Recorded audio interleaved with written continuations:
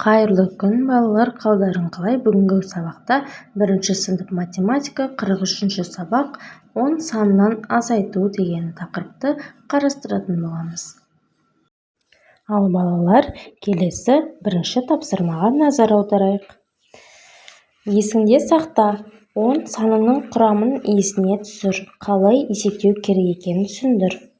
Бізде берілгені 10 санынан белгілі сандарды азайту берілген екен, мәнін тауып есептеп қарап көрейік. 10 азайту 1 – 9, 10 азайту 2 – 8, 10 азайту 3 – 7, 10 азайту 4 – 6, 10 азайту 5 – 5, 10 азайту 6 – 4, 10 азайту 7 – 3, 10 азайту 8 – 2, 10 азайту 9 – 1. Ал балалар, барлығын есептеп қарастырып көрдік. Ендігі кезекте 10 санының құрамы. 10 санының құрамы 9 қосу 1, 8 қосу 2, 7 қосу 3, 6 қосу 4, 5 қосу 5 деген сандардың құрамынан тұрады екен. Оның барлығы суретте бейнелеп көрсетілген. Ал балалар, 2 тапсырмаға назар аударайық. Топтық жұмыс.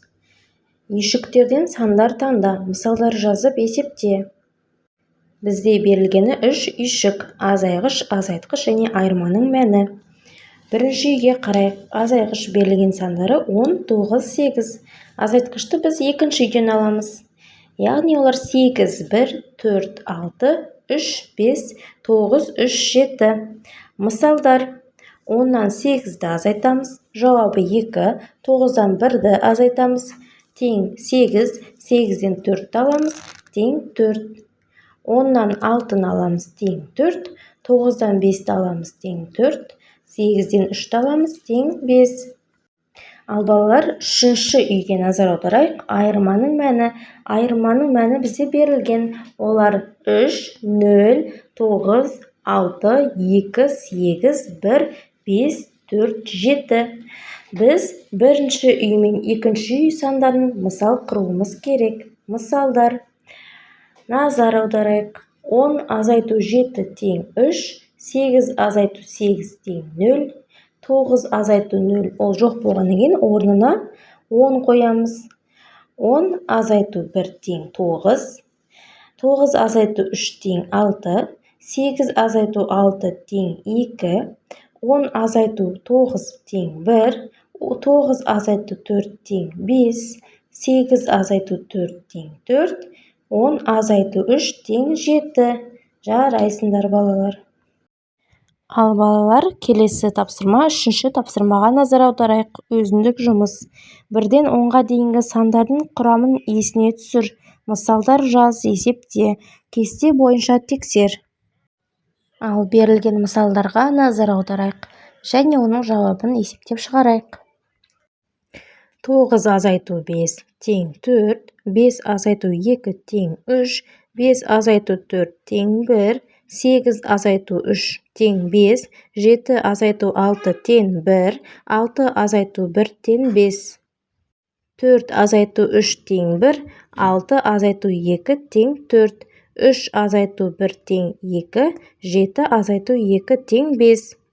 Жарайсыңдар балалар, берілген тапсырманы міндетті түрде дәптерімізге жазып аламыз. Ал балалар, 1-ші мысалға назар аударайық. 9 азайту 5 тең 4. 4-ке 5-ті қосқанда 9 шығады. Оны кестеден де көрсеттім. 4 қосу 5 тең 9. Ал балалар, 4-ші тапсырмаға назар аударайық. Сен зерттеушісің. Математикалық боямақ. Менің алғашқы жобам. Сырым қолшатырдың әр бөлігін қандай түспен бояуы керек?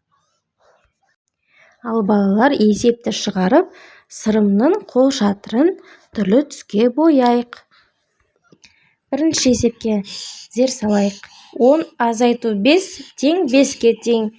Бізде 5 саны 1-ші жолақты көрсетеді, яғни оны қызыл түске бояймыз. 3 қосу 4, мәні 7-ге тең. 2-ші жолақты сары түске бояймыз. 8 азайту 6 тең 2. Үшінші жолақты жасыл түске бояймыз. 9 азайту 3 мәні 6-ға тең. Шеткі жолақты көк түспен бояймыз. 5 қосу 3 мәні 8-ге тең. Келесі жолақты күлгін түске бояймыз. 10 азайту 6 мәні 4-ге тең. Қол шатырдың сабын қоңыр түске бояймыз. 4-ші есептің нұсқасына көшейік. Кез келген суретті сал, оның бөліктеріне 1-ден 10-ға дейінгі сандарды жаз. 10 көлемдегі сандардан қосу және азайтуға мысалдар ойластыр. Бояйтын түсін белгіле, досына бояуға ұсын, тексер. Екінші нұсқаға сәйкес, бірінші нұсқадағы мысалдарды пайдалануға болады. Кез келген пішіндегі затты алуға болады. Мысалы, гүлдің жапырақтарын немесе кемпірқосақты бейнелесе болады. Ал балалар, келесі сабаққа кездескенше сау сәлеметте болыңдар. Сабағымыз ұнаса, лайк басып, тіркеліп өтіңдер.